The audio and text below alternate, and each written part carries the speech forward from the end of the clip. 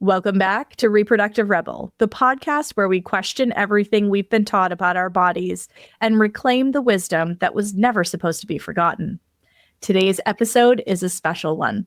Long before clean products became a marketing trend, before ingredient transparency was even part of the conversation, one woman was already asking the question that would spark a quiet revolution. What are we actually putting against our bodies every single month? My guest today is Susie Hewson, founder of Natracare, one of the original advocates for safer and more sustainable menstrual care. In the late 1980s, Susie began challenging an industry built on plastics, pesticides, and silence. She believed women deserved products that honored both their bodies and the earth.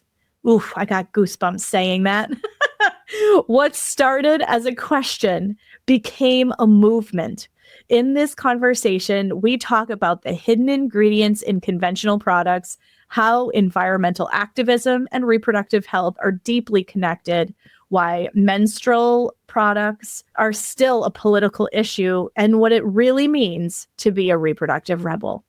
If you have ever wondered what is actually in your pads and tampons, or why menstrual care still needs advocates and disruptors like Susie, this episode is for you.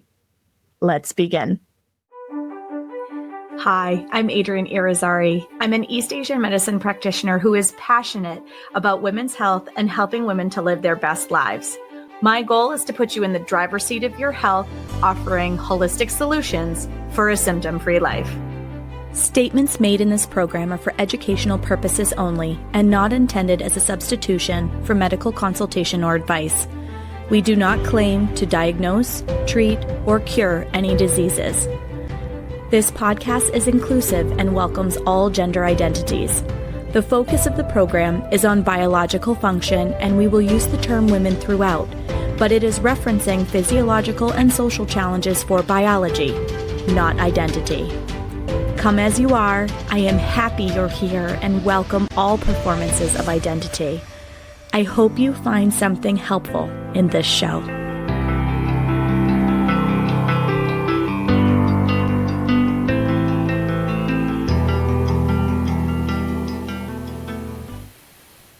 Welcome back to another episode of the Reproductive Rebel podcast. I cannot tell you how honored and excited I am for today's guest. She is somebody I have admired for so long because she truly is a leader and a reproductive rebel in this industry. I am honored to welcome today Susie Hewson. Welcome to the show, Susie. Thank you for having me here, Adrienne. I'm really pleased to be back to you again.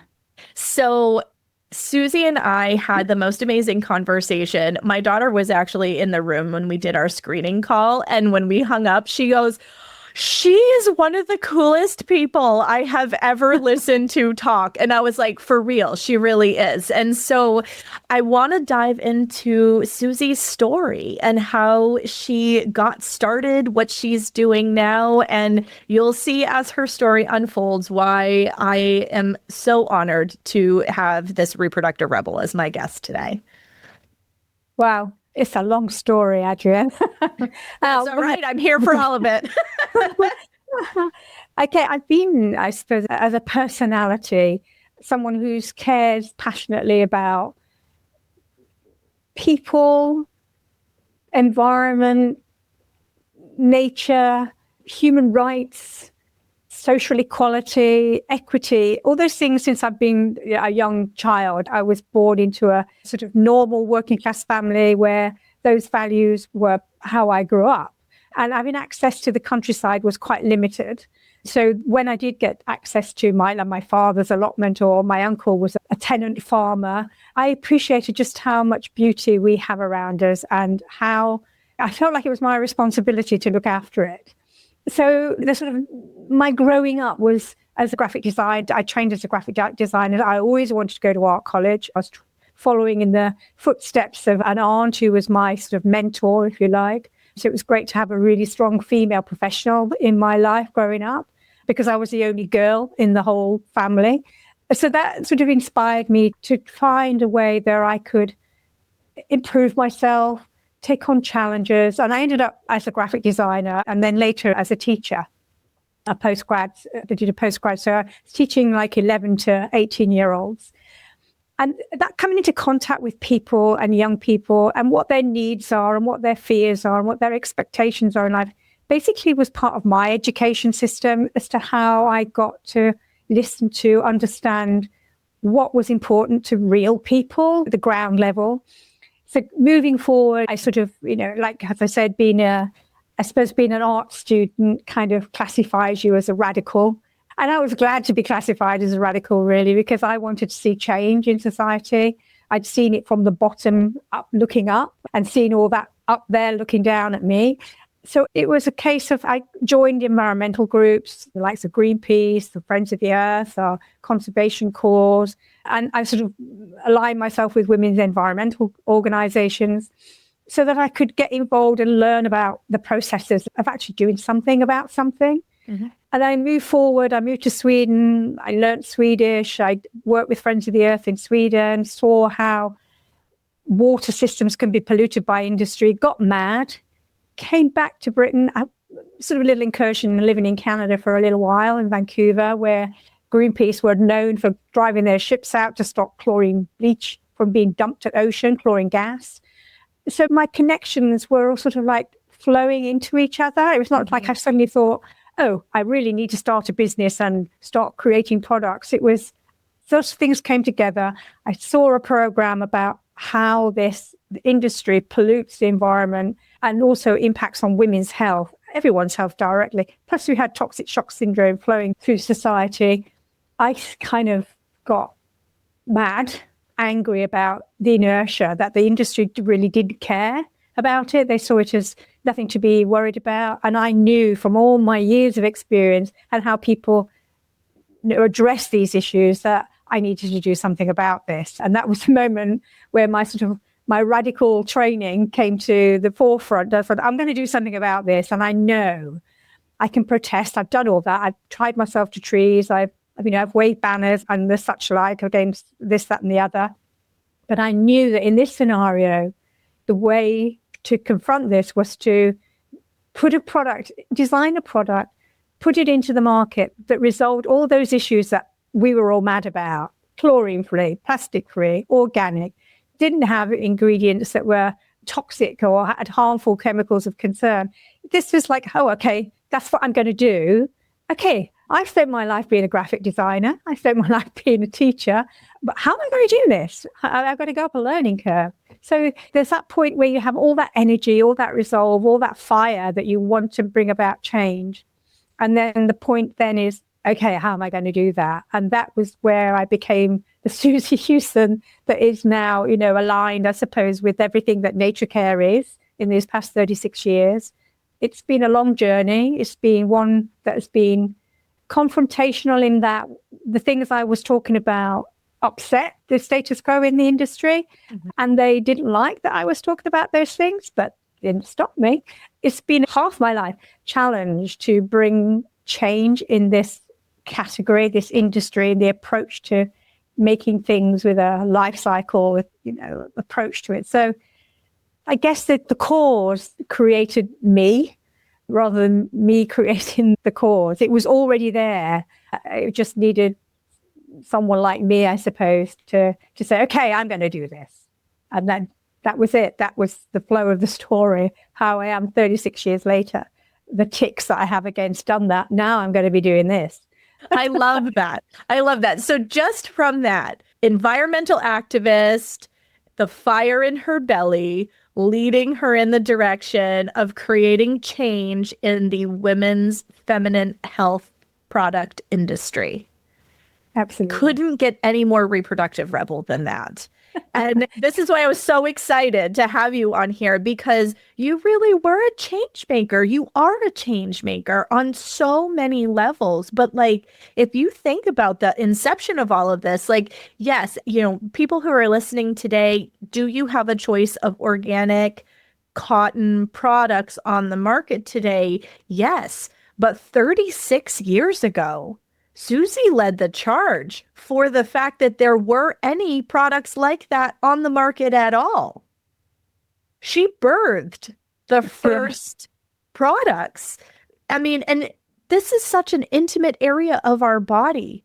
There are so many porous cells that come in contact with our feminine hygiene products. And to think how many chemicals, they're still packed with chemicals in so many of the products that are out on the market. One of the things that you said to me in the screening call that really surprised me was how recent companies really started actually testing these products against menstrual blood. That wasn't even done then. They were making products to quote unquote help us control our cycle so that we could manage it in a hygienic way. And yet, not only were they putting chemicals in all these products, but they hadn't tested it on menstrual blood at all. Yeah. And there is controversy about that even now, because I don't know if you looked at the work that came out of Columbia University with Catherine Schilling, where she's been looking at heavy metal contaminants in tampons. And the industry is, there's a sort of flow of standards are voluntary. They're not regulation. There are standards. And there is still no regulations controlling period products. There are things that are classified as a 510K as a medical device, but that doesn't control what the processes are and potential contaminants. So it's a case of the changes that are coming are only as a result of pressure from pressure groups, people like me, researchers who are not aligned with the industry, because a lot of them are aligned with the industry in that they are maybe their, go-to researcher. There's no problem with that, other than as long as what you're looking for is an open field of what your expectations are. So there are incidences along those years where it's been easy to create an industry standard to test for absorbency, to test for residuals, OERCO-TEX, which is a standard really that's aligned really with baby products. In their standard for VOCs, as an example, or volatile organic compounds, of which not all PFAS are VOCs, but VOCs are all PFAS, that they only test for 14. There are 10,000 of VOCs. Wow. Not all of them would be used in processing of raw materials or in what we know that if you think about it, putting it into context, VOCs, for those who've not been wrapped around it like I have, is that if you think of a fragrance or even a natural essential oil, when that smell that you smell, that aroma that you smell is of VOCs, that a natural plant will emit this VOC so that you smell that fragrance, natural or otherwise. So not all VOCs are harmful. Some people may react to natural VOCs when they smell them. I mean, that's not unusual. I know people who are allergic to bergamot. It's a natural product. But there are synthetic ones that exist in the environment, and they are kind of come along from the processing of the raw materials or the addition of fragrances or the addition of lubricants, or these are things that are not listed on the products as intentionally added, because the argument is, okay, we didn't intentionally add them, they just part of the process. Then my way of thinking is that, well, then change that. If you just change to using blood, then change that. If the feedback says we are finding heavy metals and VOCs in these products, it's not to try and change the testing method or look at, how extractable are these in a living body? It's a margin of, okay, let's look at the raw materials and the processes we're using, feed that back in, and let's see how we change the design of those products, the kind of raw materials. For me, when I was doing this, and I'm looking at, I'm a risk freak. I guess I use the word freak in a very positive way. I don't say I'm totally risk averse, but I see a risk assessment in everything I look at. And when you do that, you're working along the lines of a precautionary principle that if you think, okay, there are heavy metals that have been detected, whether absorbable or extractable, we don't know if in the vagina that these heavy metals can be extracted. So if the answer is from the industry, say, okay, then let's not test for extractables, but you don't know in a sort of 3D way whether there are some conditions in the vagina where they may be extracted. That's not a precautionary principle. That's looking at a way to change the system so that you're not actually calling out those findings. And so there is movement. There are other, some fantastic women who are working in research, looking at the reproductive vaginal health implications of these products.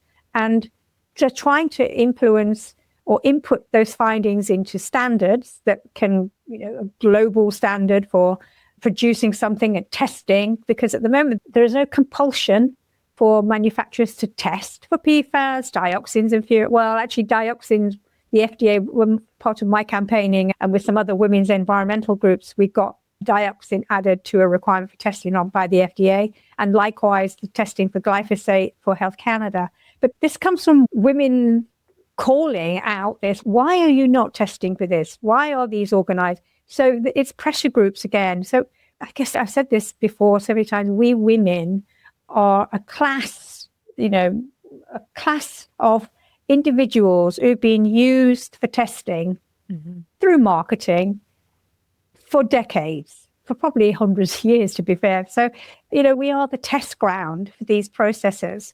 And we can say that unless you apply the precautionary principle in your design at the beginning, you're not looking at the long-term implications. And we see, just as an example that's been going through the courts for so long and has been finalized now, is that just with Johnson's talc, women were encouraged to splash it on their baby's bottoms, put it down your pants rather than, whatever, to put it on your feet because it smells like, but extensively used, to be used in your underwear to remove the smell. And now we're seeing that the evidence that's showing up, that talc contained contaminants, asbestos, that they knew about, because from the raw material supplier, that rock, they knew that there were levels of asbestos in those products.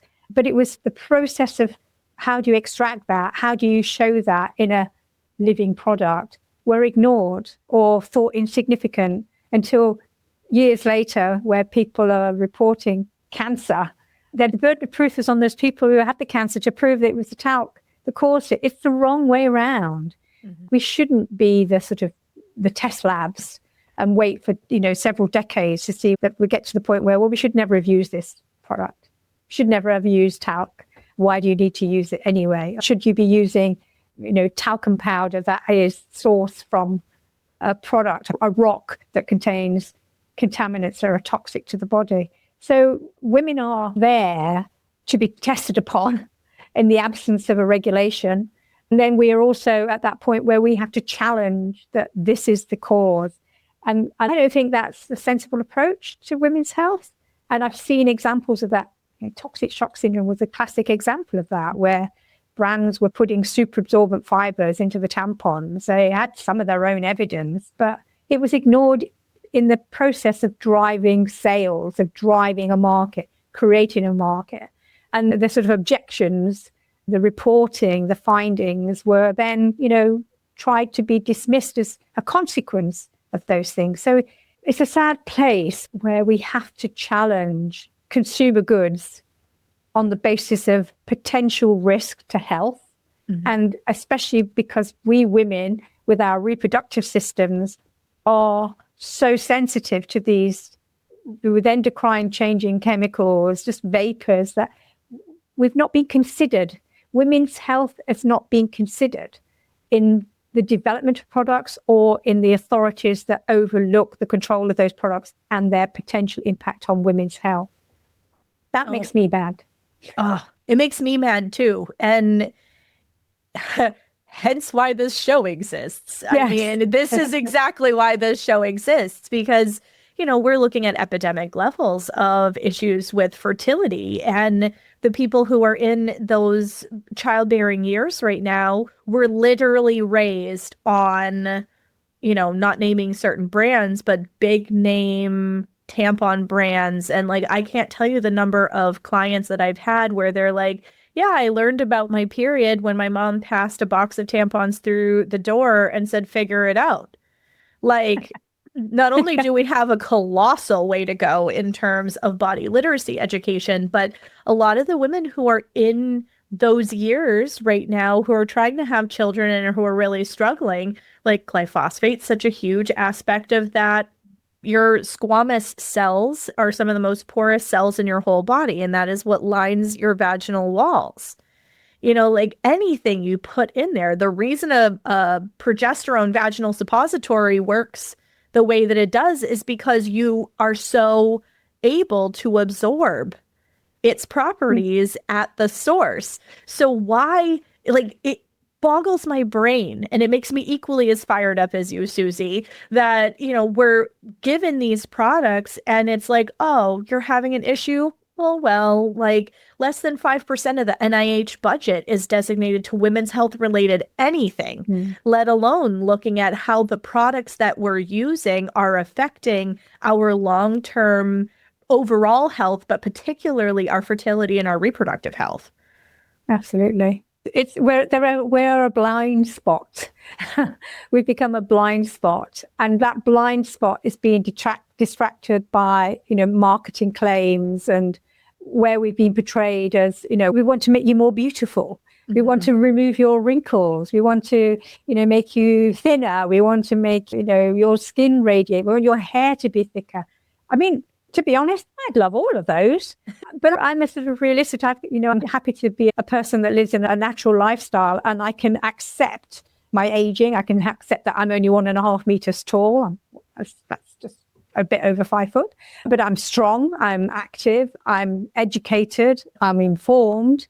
I'm active in challenging these things, but we are still emotionally. And that's not a weakness. I think women's emotional proposition is a strength. I think it's a superpower because that makes us empathetic.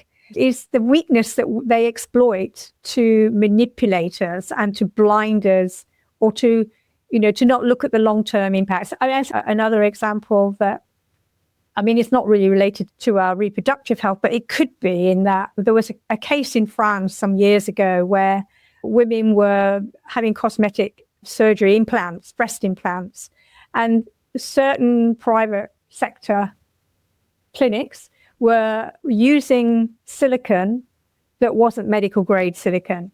So these women then were finding, these women some years later, as it showed up, was this silicone is migrating in their bodies, and they all had to be removed. All these women had these removed, but they did not know what to extent the silicone had migrated through their body. Where natural organisms are very adept, cellular structures are very adept at moving things around. That's why there's so much plastic in our bodies now. That's why there's so much PFAS in our bodies now. We're aware of the natural burden that we're having to face because of, industrial buildup, contaminants in our water, general things that are added to, like carpets, formaldehyde. So every time you walk on a carpet, every trade show that we ever went to, where they put down the new park carpets and they throw them at the end, there were so many women who come to me and say, have you got any tampons or some pads? Because my period started. I wasn't expecting it to start. That's because you're kicking up all this estrogen. This estrogen, the formaldehyde is affecting your estrogen. You're basically kicking hormones interrupters up around your body. So we are in a world of toxic overload. And so it's been known that with the products that we wear and use should not be contributing further to that burden. And clearly, the reason why that burden exists in the environment is because those products have been made without recourse to looking at what is the long-term impact on our habitats, on our water, our soil, our air, which ultimately is always going to impact those living beings, plants, animals, that live in that habitat. We're in a sort of, experimental soup that we're being sometimes criticized for calling out. I'm not afraid to call out because I never say anything I could never defend in court. I've never had to defend anything in court. And I'm happy to be, the kickball, if you like, when industry suddenly, wants to fire something at me via a lawyer or whatever. We'll deal with it. We'll respond to it. And you've got the same thing with like Greenpeace in just occupying an oil drill. I had a slap, $325 million case, but not for an oil spill, not for a sort of, crime of injury to people, but just for protesting, just for calling out, this is not good for the world. It's not good for our environment. And being the protester, we can be a protester in many ways. We can protest by, you can be a bit like me, I suppose, but it's be a difficult life. Or you could just protest with your purse. This is the biggest, you don't take your dollars out for the products who ain't going to give you transparency. And I have to say, even in the organic and natural sector, there are products that are not transparent about the things that they're not telling you, or they're telling you to imply that it is somehow better for you. So you have to be on your mettle. You have to be informed, and you have to be not afraid to ask the question. If I can't see that information here, ask the company, provide me with that information, challenge them on it. And if they don't provide it to you, move on to somebody else or to something else, because ultimately you're taking responsibility for your own personal well-being by challenging these brands. I can see it's the only way forward, because without huge input on regulation and to say, no, you can't use this, no, you can't do that, that's not just the brands themselves producing these products, it's the raw material supply chain also. And lack of oversight, where there are a lot of products that are made in China. And I'm not saying that those products or those manufacturers are in some way inferior to products made in Europe or in America or in South Africa or anywhere else. But the transparency of, how products are made, or what the contaminants that are from the production of those raw materials are going into the water supply. You're also taking responsibility for other people's well-being in other parts of the world. But here's the rub. Those rivers run into all the oceans, and that ocean water circulates our planet, and ultimately everyone is impacted by what happens overseas. So regulation would be really great, but it's not going to come. I mean, I was a supporter of the Marilyn Maloney Tampon Act back in the mid-90s. I think it's now called the Danielson Act. It's still going through trying to, it's bit by bit, but I don't see any time soon that coming to fore. How many decades is that? And what you said, there was the sort of plethora of organic and natural brands or claims for organic and natural coming into the market in the last 5-6 years. There was nothing before that other than us.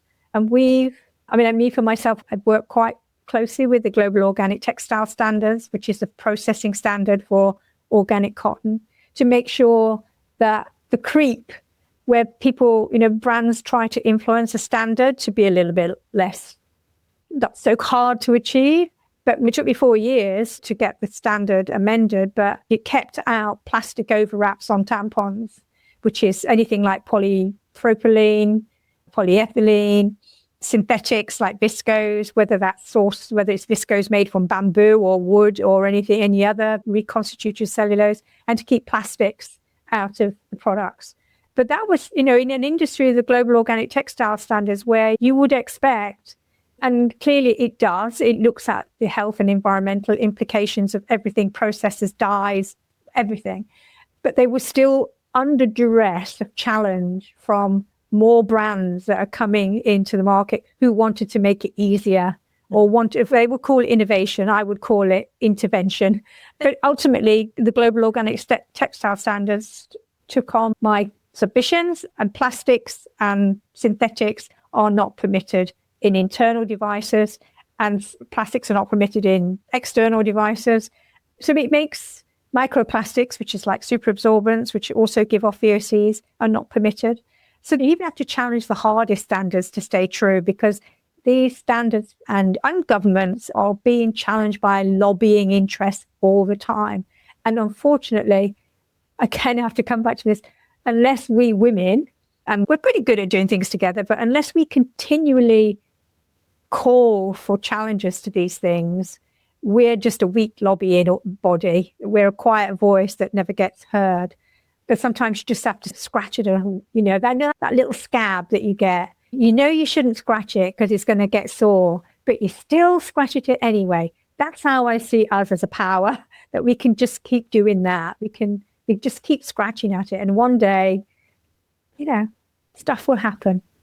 I love that. There's something that I wanted to come back to that you said, asking questions, of companies. And I think this is really important, because we've seen this in a lot of other industries. I have people ask me about protein powders, and I'm like, I really think that you should go to the company and ask them for what it is that they're testing. So when you are looking at feminine care products, what kinds of questions would you advocate that our listeners ask to those companies so that they know where to appropriately put their buying power? Whoa, this is going to be controversial, isn't it? Okay, I was one of those people who am vegan, so I asked my protein shake manufacturer, a British company, to show me their heavy metal residuals, and they did. And it conformed to food standards. And I said, you need to put this on your website so everyone else can see this, because I would have not bought this protein powder anymore. So that was a very positive response from a company that was honest, transparent, and cared for its consumer and also cared for its product. And they said to me, oh, yeah, we used to source the protein pea powder from China, but now we don't. They've got sourcing control. So that's great. That's a great example. So in the organic and natural category, there's a lot of claims for certain materials that sound lovely, sound nice, and bamboo is one of those.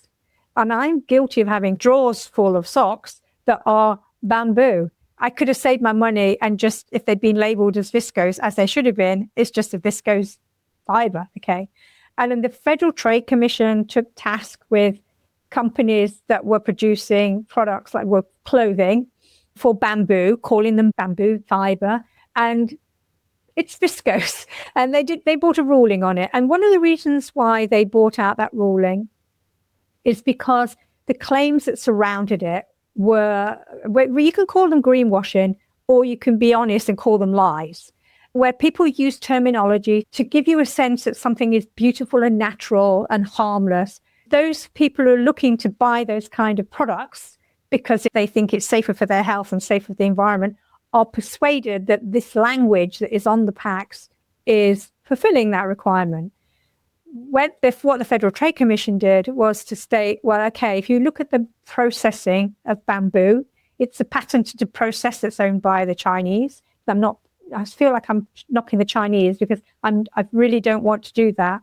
But it's a patented process, and it's a very toxic process of taking bamboo and turning it into a fiber. Because if you look at a bamboo pad, if you like, natural bamboo, as it's qualified, or a wipe or anything else, it doesn't look like a bamboo that you'd seen anywhere growing that a panda's eating, because there's a process that's involved in breaking down the lignins to break it into a pulp, and then you have to extract it and use chemicals to turn it into a polymer. Then it ends up being viscose. It's called the viscose process, a viscose rail. And they determine, the kinds of pollutants that go into the environment as part of this process. It's a pollutant, it's an environmental pollutant, and the residuals in the product. Plus then there are kind of antimicrobial claims for bamboo, which implies that, somehow you're using it, those microbes that exist in your vagina, which are meant to be there, by the way, a healthy bacterium and microbes that are there to keep a healthy flora and fauna. If you start adding stuff that has got fragrances in it, described as herbs, there is no process I've ever seen of producing a pad that sprinkles herbs into the production line.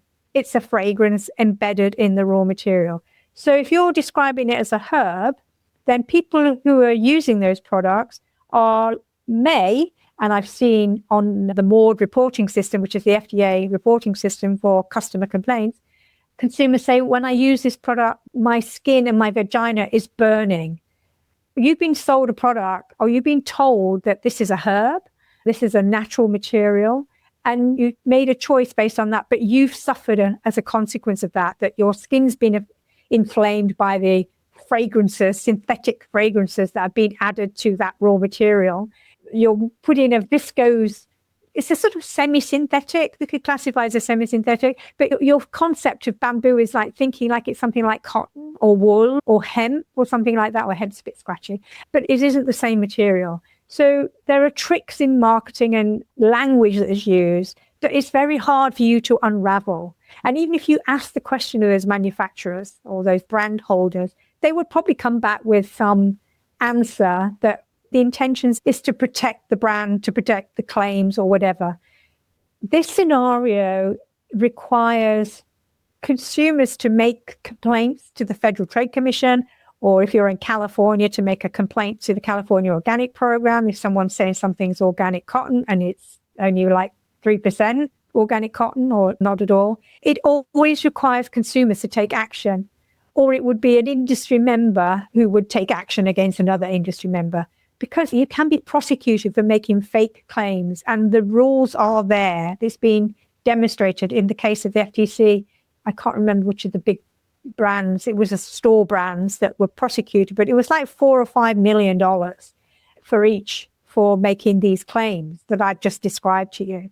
We're in a place where we're encouraged not to complain about things. We're discouraged from asking questions about things. And then when we do go and ask those questions as an informed consumer, we're either given, a sort of non-conforming response, but it doesn't actually change their production. It doesn't make them take those things out of the product. All you can do is walk away and find another product and go through that same process again. From my perspective, the pain for me is that, as Natracare, we've designed things on the precautionary principle. I didn't start out to create a company. I started out to change a whole world that was just throwing this crap at us. And the only way for me to do it was to do it through a product. But then I see this sort of, bounty hunters coming into the market with claims to this and claims to that. We're so discreditable, but consumers are powerless to do it unless they take a big effort and wait a long time. And then if they do have a consequence of soreness or vaginal, some sort of bacterial impact, because here's news for you. When you use viscose in a tampon, and some of them are might be a blend of 75% viscose, 25% conventional cotton, might be all viscose if it's a very large absorbency tampon. That when you make viscose, it's very susceptible to mold because it's very quickly absorbent. So any moisture that's left in the product after it's processing, or any moisture around it, it can be susceptible to mold spores. So it's, in the raw material process, it can be such, those fibers, those products being in the supply chain are sprayed with fungicides. This is we don't know what impact very low levels of fungicides or pesticides or dioxin or PFAs or VOCs or anything else you want to put in there over an accumulative effect on our bodies going forward, because it's not ethical to start testing on real women. Well, in a controlled scenario, we are being tested on all the time. But it's not enough to say there's no toxicological data available to show the cumulative impacts of these products on our bodies. And then when you're not getting real information from a product, from a brand, and when you ask, you're being fobbed off for asking questions or to not be concerned, you can feel discouraged by it. Which is why I'm here, to make them make these answers. When that FTC complaint went in from me in December 2024 about these issues, unless we raise the issues, it's never looked at. Mm-hmm. We just keep going on with the same old. And as the incidence of endometriosis increases, and in the past, there's Japanese studies that pointed to the incidence of dioxin residues in a tampon, or the amount of dioxin residues detected in a tampon, and the incidence of the severity of endometriosis was demonstrable. These are things that we shouldn't have to be, periods are natural. In the US and Canada, tampons are classified as a medical device, a class 2 device. It doesn't mean that they're safe. It means they're controlled. Mm-hmm. They come with risk. Toxic shock syndrome shown there was a risk. The higher the absorbency, the greater potential risk for developing toxic shock syndrome. The kind of fibers that are used that can, change the microbiology or impact on the way the absorption or the way bacteria is retained. These are all things that are, risk comes with everything. And you try and minimize those risks by, don't use a tampon continuously. Okay. The recommendation is you can use them up for 8 hours. I would say that's a long time. If you're not changing it for 8 hours, you probably don't have enough blood. You're not producing enough blood to merit using a tampon, because if it lasts for 8 hours, I would say 4 hours. But continuously, if you're using them in the day, don't wear them at night. Or if you're using them at night, don't use them in the day. So you've got 8 hours. You don't want 24 hours of continuous use. These are ways to mitigate that thing. Looking at, are they GOP certified organic cotton? Because we know through GOP certification, these processing aids and things are highly controlled based on a precautionary principle. I mean, there's a lot of people who input into the global organic textile standards, and Greenpeace are one of those. So you get this great oversight on environmental and health impacts on these things. I mean, there are other standards, the OCS, but there are no processing standards involved there. So, and it's a low percentage. You can use plastic, you can use synthetics in those products. So if a tampon is organic content standard certified, unless it's 100% cotton, there can be anything in there because they don't restrict the use of synthetics and plastics. That they have a different objective for their scheme. So if you choose a tampon, I would say, well, I'm not just saying it because mine are GOP certified, but what I have been involved with the GOPs for 26 years, there is an objective for keeping users safe and keeping the environment safe. So it is, I guess all the work is down to us again as women. But in the background, there are people like me, there are people like the Women's Environmental Networks, Catherine Shearing, who are pushing for controls that are looking at the health of the user in these categories. And tampons and pads, reusable products, unless they, there are reusable period underwear that are full of PFAS. There are, yes. And, this is like, none of them would pass, the California Proposition 65. They certainly would not pass any of the European regulations, but they still exist in those products because there's no controls to prevent them. Mm-hmm. Governments are talking about banning PFAS in things, but it's already in our water supplies. It's already contaminating us. The horse has left the stable. The damage is being seen. We want, for the benefit of women's reproductive health and our long-term vaginal health as women who don't want to have to go through chemo because stuff's happened in their bodies that they didn't foresee happening. We don't know what these impacts are because, as I said, there's no long-term toxicological analysis of using these products in situ over a long period of time for these kind of contaminants. But we can be sensible and say, well, by choice, would I put that in my mouth because of the same cells in my mouth? Yeah. Would I put it in my mouth and keep it there for 8 hours or maybe all night and all day? Would I stick it inside my cheeks and be happy with that? No, is the answer, because we focus on the idea that eating something can have an immediate effect because we're looking at, drinking something, eating something that could be dead or they could be ill. But that thinking about the absorption through those epithelial cells and those mucosal membranes are exactly the same as your cheeks. Yeah. We're told to not worry about it. Oh, that's so wild. I did want to ask you about, you had mentioned menstrual cups, and I definitely want to touch on the period underwear part. Okay. Just recently, there has been a little more press. I've seen it over the course of the last couple of years, there's been a little bit more press around forever chemicals being in period underwear. And I think it goes back to, in part, what you were saying about viscose. Guys, viscose, especially when they say bamboo viscose, do a little more inquiry, please. I know that Canadian standards in terms of their period underwear are a little more stringent than they are here in the United States. Overall, do you feel like, because I understand it from a now we're not putting things into landfills perspective. Mm-hmm. And I think there was some good intention there behind it from a, disposable waste perspective. But overall, do you think period underwear are a good idea? And I'm also going to extend that to menstrual cups as well, because I know that there are a lot of people that use discs and cups. Yeah. Okay. So menstrual cups for collecting period blood have been around for a long, long time. And the original one was a rubber cup. And the Women's Environmental Network in the UK sold the rubber cup to raise funds for their environmental and health projects. And then over years, well, a long, long time, they were always made of rubber, like the contraceptive disc was rubber based.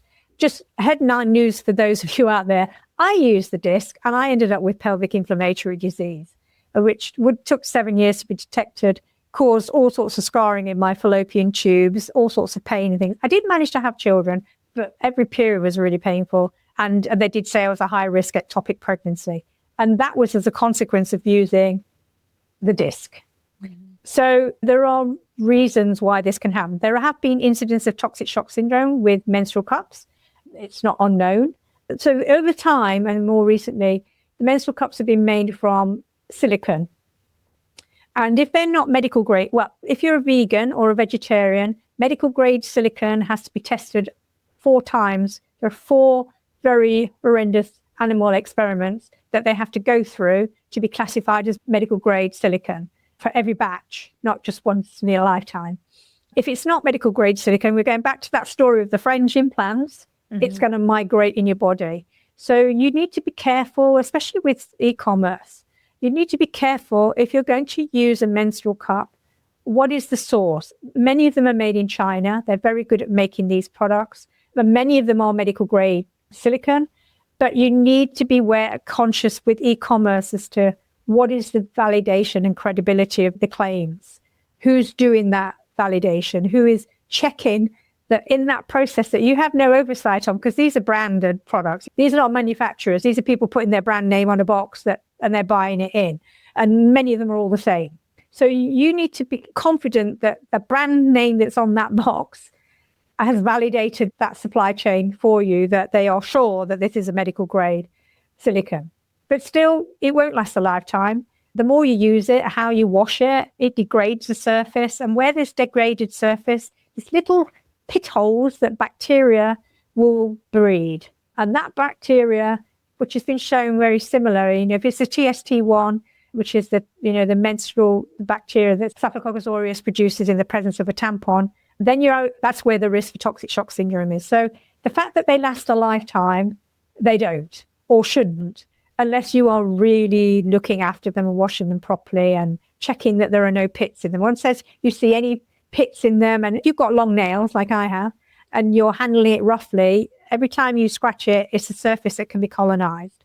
So you still need to be mindful of that. At the end of life of a menstrual cup, a Diva cup or any other silicone cup, there's so many of them, but I would say Diva because that's probably the most one that we know the name out of work. But just as an example of a medical grade silicone cup, that at the end of life, the only thing you can do with it in recycling is to turn it into engine oil. You basically melt it down and it becomes an engine oil, a silicone oil. That's the only use for it. Otherwise, if it's sitting in a landfill site, it's just going to sit there forever. So that's the silicone cup. For period underwear, a big scenario that I guess that sparked the PFAS was the Thinks underwear, yes, which was a startup. Again, those products are largely made overseas in the great Asian innovative capital of the world, very cheaply. I can see them. You can go to Alibaba. You could just buy directly from Alibaba in China and buy them for $1.25. And the issues with them is it's not necessarily the base material of being bamboo, although bamboo is a polluting process of viscose, because it could be viscose from any other kind of cellulose, or it could be polyester or a blend of that. It's the coating that prevents the leakage. So PUL, it's a polyurethane laminate. That it's the same thing that they put on sports jackets. If you want to go out in the rain and you don't want it to get wet inside you, it's coated with polyurethane laminate. And that's what they're using. It's PUL, which is where all the PFAS are. I mean, if you're wearing a sports jacket that's waterproof, you're also probably exposing yourself to a considerable amount of PFAS. So that's where, in that area where it was or the claim is to protect from leakage, is where the PUL is and the PFAS. When the Women's Voices for the Earth, I know they've changed their name now, but I can't remember what it was, so I'll call them the Women's Voices for the Earth. When they examined them and looked at them and they found huge numbers of PFAS in there and other chemicals, and they questioned the brand and said, all this stuff in here. And their response was, and this would have been, imagine you're the consumer asked this question, their response was, and they were earnest of it, and they were probably convinced that this was okay, was to say that if you wash them 3 times before you use them, that should get rid of the PFAS. My response is, well, thanks a lot, dude. Now you just put it into my water supply and I didn't even want it there. Mm-hmm. So it's not, it's just shoving the problem somewhere else. You say, okay, just wash them 3 times. That's fine. But you're now polluting your own environment, everyone else's. With the reason why they call forever chemicals is because you cannot get them out of the environment anyway. So maybe there'll be science will do something in the future. But so that was the big issue here. It's just like, okay, you're just pushing the problem aside here. There's so many problems in the make of these things. And then the pollution side of it, you're pushing aside. And some of these were also using like silver ions as an antibacterial side, which can migrate into the body. And that, you know, if you're not, yeah, so that is, I get mad about this. So you produce something that is, you know, reusable. Now, there are no standards to control, okay, for how long are they usable? Mm-hmm. How do you wash them to retain that usability? The reality is, if you're wearing them, you know, how many times, if you've got 3 pairs and you're wearing them 3 times a month and you're washing them, you probably shouldn't have them for longer than 2 years because they're getting knackered in that time. Excuse my French. But, you know, they're all the seams, you know, the seams are sewn, so they're going to leak anyway, but there you go. So the functionality of that product is going to decline, and it depends on the quality and what their claims are for, you know, these design things. But so ultimately, what's going to happen to those pants? Any polyester product that is going, also just if they are polyester, which a lot of it is, it might be recycled polyester, it might just be polyester, or it might be bamboo with polyester. They're never pure bamboo. When you wash them, those polyester fibers are also coming into your water supply through the washing machine. It's something else that you're imbibing. It's coming through your food supply, and there is no free lunch with this. So whilst it might be, they're reusable, yes, you can reuse them for up maybe 2 years, maybe a bit longer if you're really careful. Each time you wash them, you're releasing polyester fibers into the environment. You're releasing PFAS in there. There might be some brands out there that have found a way not to use PFAS, but they probably wouldn't function very well. But once you've raised the awareness, there's other ways of looking at how you can protect from leaking. But the end of life is, what would you do with your regular polyester knickers after you've got a few holes in the side, or they don't, you know, you don't need them anymore? They go to landfill. Mm-hmm. If there's a recycling facility that will take them, cloth fibers, there's so many mixed ingredients in there, it's quite difficult to recycle them. It's like, I mean, my phone, I haven't got my phone. My phone is a Fairphone. Now, any part of that phone, I can swap out components if they, you know, what if I need to. And at the end of life, everything is recyclable because you can take the phone apart. Well, if you've got a regular, you know, Apple phone or anybody else's phone that's so technologically, you know, intricately designed that it's impossible to recycle those parts, to take out the bits that are useful. It's the same with these pants. They've got so many different layers and components that it's quite hard to actually take them out and recycle them. So they probably end up being burnt or dumped in a landfill. So there is, yes, you're not using disposable pads, you know, for as I designed our pads to be compostable in industrial standards, but you could also put them in your domestic compost bin or a hot bin or whatever. But there is no, and there's never a free lunch. If there is never going to be a product that, whilst it's reusable for, you know, for considerable months or a couple of years or whatever, that ultimately has got to be recycled in some way. So that's just pushing that thing down the road. So to be mindful of that. You're not saving the planet by buying washable period underwear. You've probably created some devastation already where the raw materials are produced. You're probably creating some devastation the first time you wash them, or second or third time you wash them, and every time you wash them because there's polyester. That, I think, again, is just looking at the quality and the ingredients disclosures. In North America, there is no rule that says that you have to have a full disclosure of ingredients. I once confronted the FDA on this and said, this product is not declaring its full ingredients because it's got this and this in it. And the response was, nobody expects an ingredient list to be a full list of ingredients. And my response was then it's not an ingredients list. It's a suggestion of what might be in there.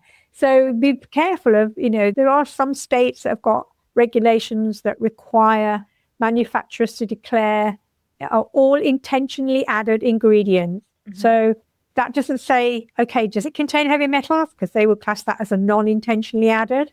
It's a consequence of processing. Does it add PFAS? Well, it's not an intentionally added ingredient, so we don't have to put it on there, but it's probably part of this, water repellent thing.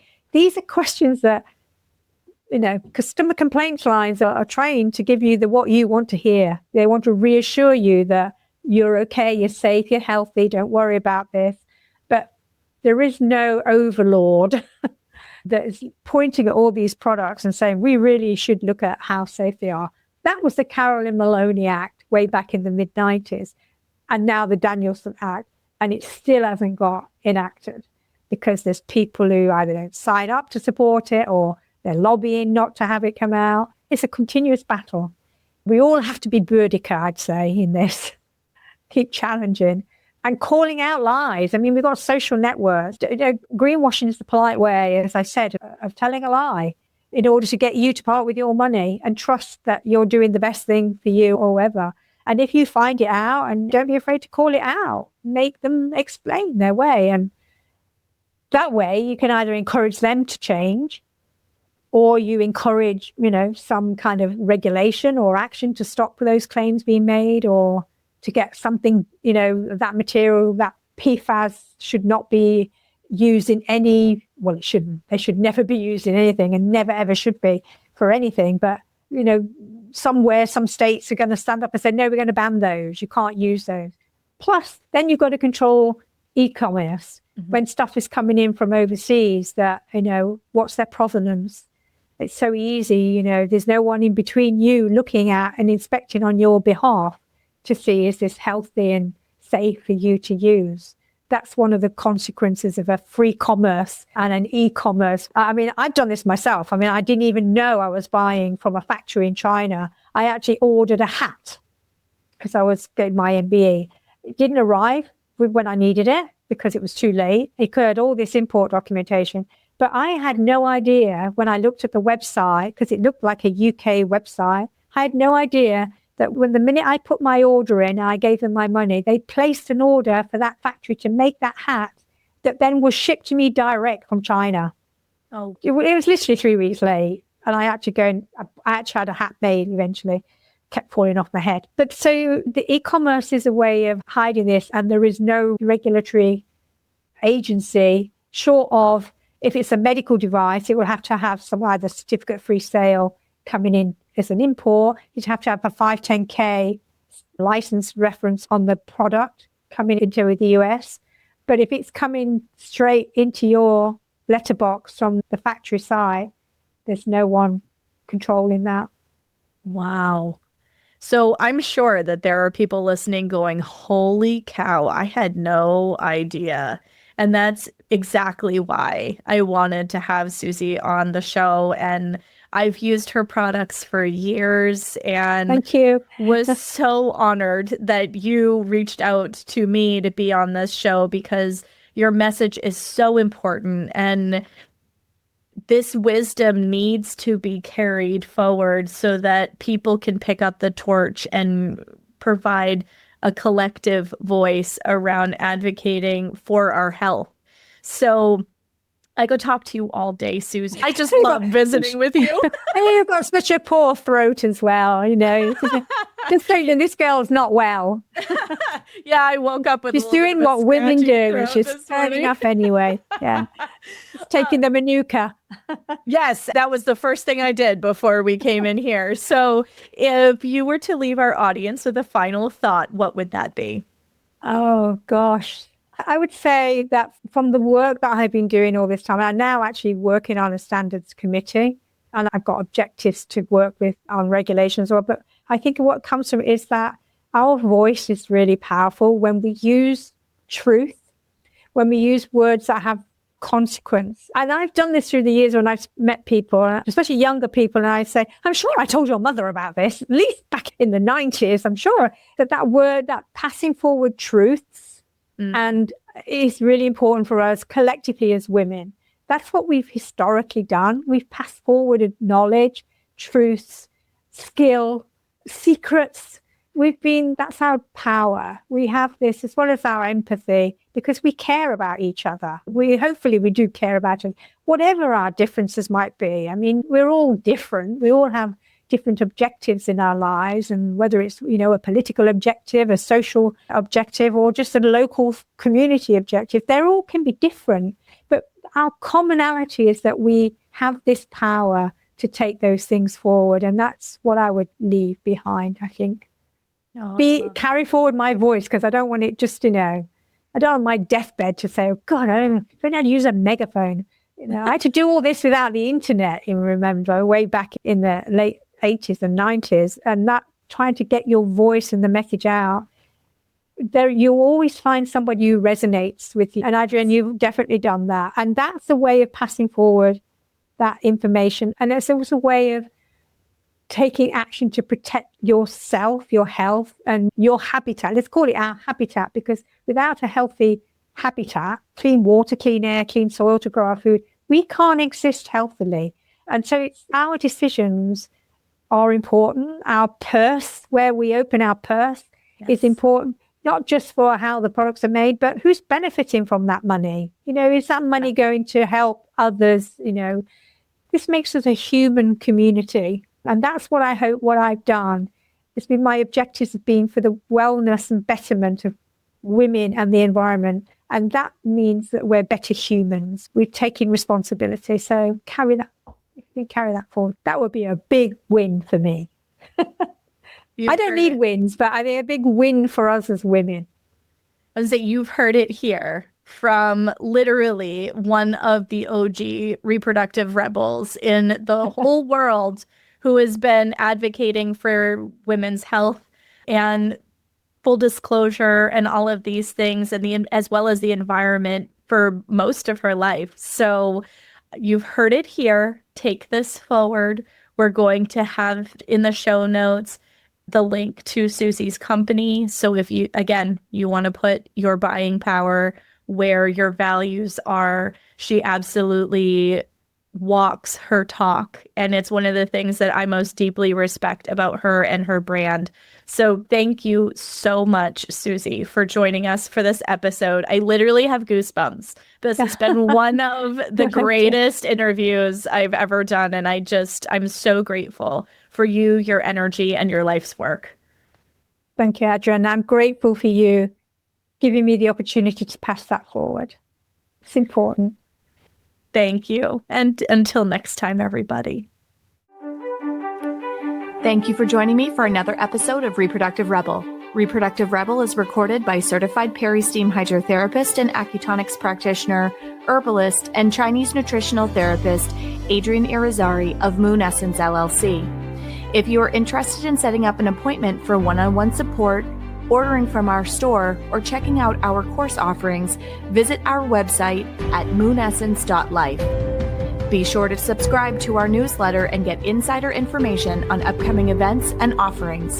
Join the conversation. Like and follow us at MoonEssenceMe on Instagram, Facebook, or LinkedIn. Your voices make this program possible. Thank you all for your continued support.